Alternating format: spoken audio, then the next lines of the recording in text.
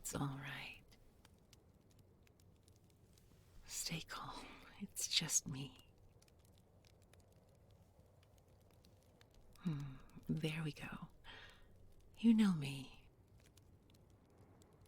Oh, my poor beast.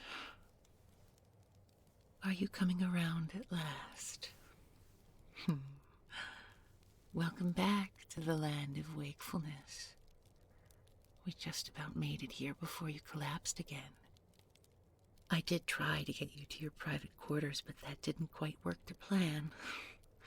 Luckily, we were coming through the library, and I managed to guide you down next to the fireplace before you lost consciousness. I didn't stand a chance of moving you after that. You're far too big for a simple village girl like me to be able to move you once you're down. So, you've been drying out on the floor in my lap ever since. It took a while. This thick fur of yours was utterly waterlogged. We've been sitting here so long that there's barely any dampness left. Not on you and not on this lovely carpet. At first, I was practically wringing it out of your long, soft mane. We were both chilled to the bone, and I can't speak for you, but I'm not made for the cold.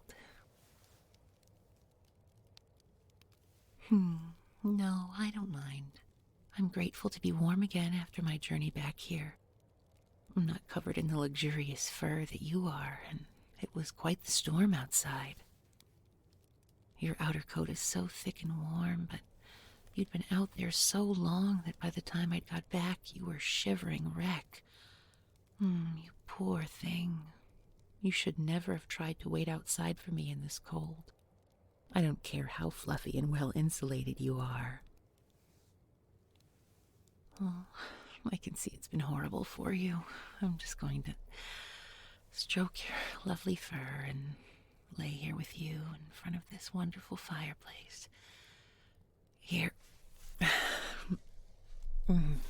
it's all right. Just moving my legs. Once you were asleep, you were too heavy for me to move. Perfect.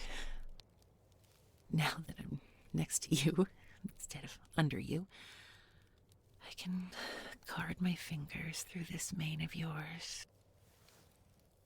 There. That's better. Be comfortable.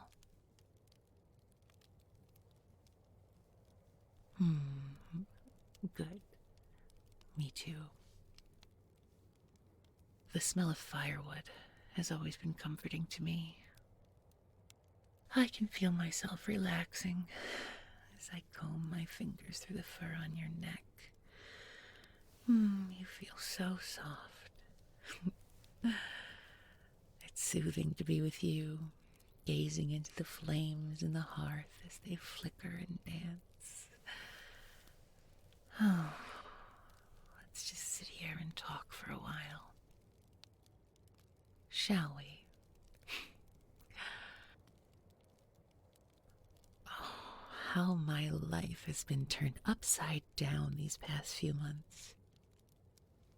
Isn't it incredible to think how all this started from the simple act of father trespassing, stealing a flower to give to me?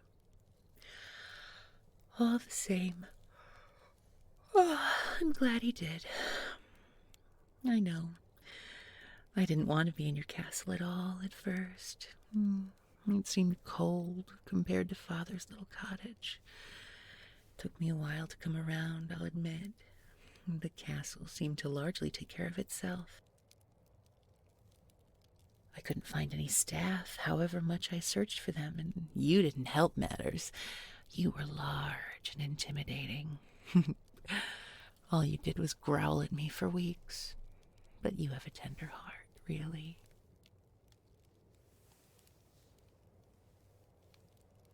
Yes, I do think having an animated home has its advantages. Like when we came into the library tonight, the whole room sprung to life by itself. The lamps magically illuminated and the tea poured itself for me. It was like being embraced by a friend. I've never been so grateful to see a fire start all on its own. After that, we both warmed up so nicely. So useful.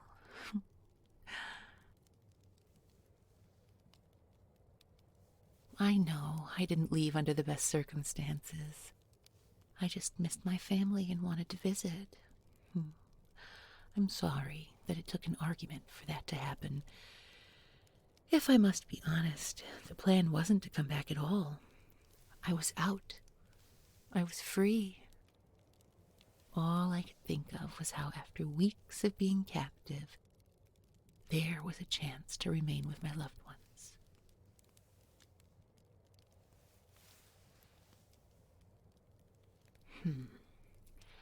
That is a reasonable question.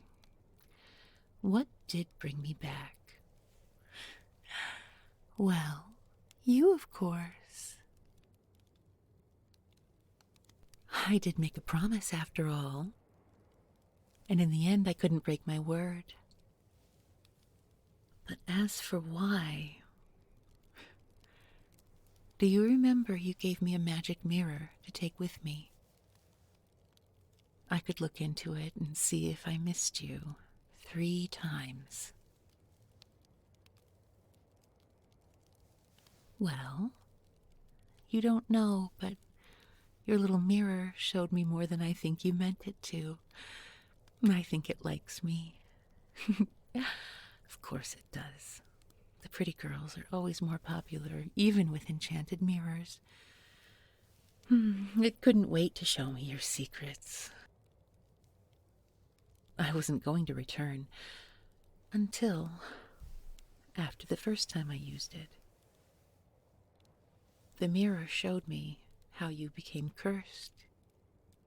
I witnessed how you'd rudely refused to phase advances, so she transformed you from royalty to beast. After seeing that,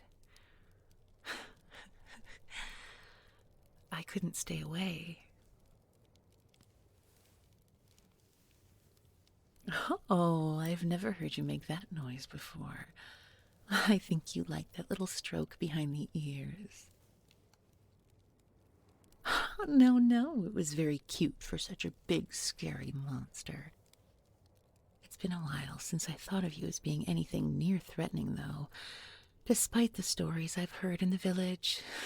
Tales of the terrifying beast who would tear asunder any who would cross its path. The reality is quite different. Anyway, after I went home to Father and I saw your transformation, I thought about things. About the curse that keeps you trapped in this form. This large, lonely castle that you wander night after night. The grounds with no one to tend them apart from your own hand. Strong, able hands, but still alone. It must have been desperately hard for you to begin with, to go from a castle bright with riches and music, to this, quiet, still, deserted by your courtiers and sycophants such a long time ago. You looked down on us common folk, didn't you? For all your privilege, we had far more than you could ever know. We had our families. We had love. Oh, don't deny it. The second time I used the mirror, it showed me how well you lived while your people struggled. Entertained by musicians and fine dining as we, your people, scrambled to make the harvest. And now, you and I have each other.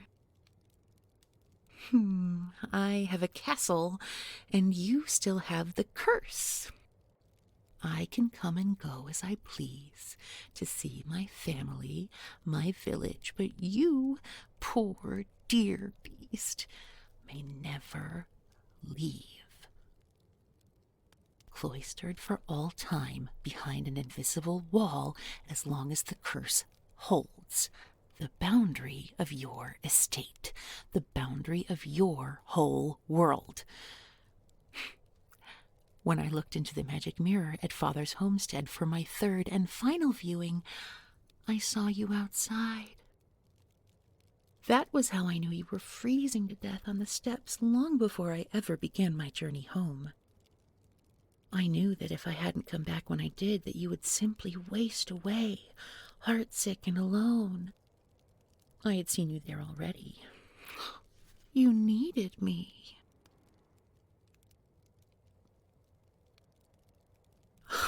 What? True love's kiss. Soulmates. Oh, if you truly loved me, you would not have placed such a burden upon me. The knowledge that at best I'm here to fall in love with you and restore your humanity, and at worst to prevent a much worse fate from befalling you, is enough to pull any would-be lover's thoughts away from romance. As for the notion of soulmates, that might indicate that there's only one faithful soul for every beating heart, as the fairy stories have taught us. I, for one, certainly do not believe in that. It's strange, isn't it, that refusing a fae got you where you are now, but I'm meant to capitulate to break the curse for you. How ironic. Now, my beloved beast, tell me something. If my departure could elicit such an honest response from you, if my mere leaving could drive you down onto your knees, heartbroken onto your castle steps, if my absence and the thought of my never returning could break your spirit so completely that only my soothing touch can revive you, then I'm not as trapped here as I first thought, am I? All the villagers who felt sorry for me, my brothers who wanted to take up arms in my name to come slay you, they're wrong. Oh, my dear beast, everyone who thought me trapped with you had it wrong. You're trapped here with me. Oh, no, no, no, no, no, no, lay still. I remain your best hope at undoing this hex. After all the rumors I said about town describing the way I was being treated here, I'd be surprised if anyone set foot within a league of this place ever again. So, be a sweet beast and obey me. After all, you do want me to truly fall in love, don't you?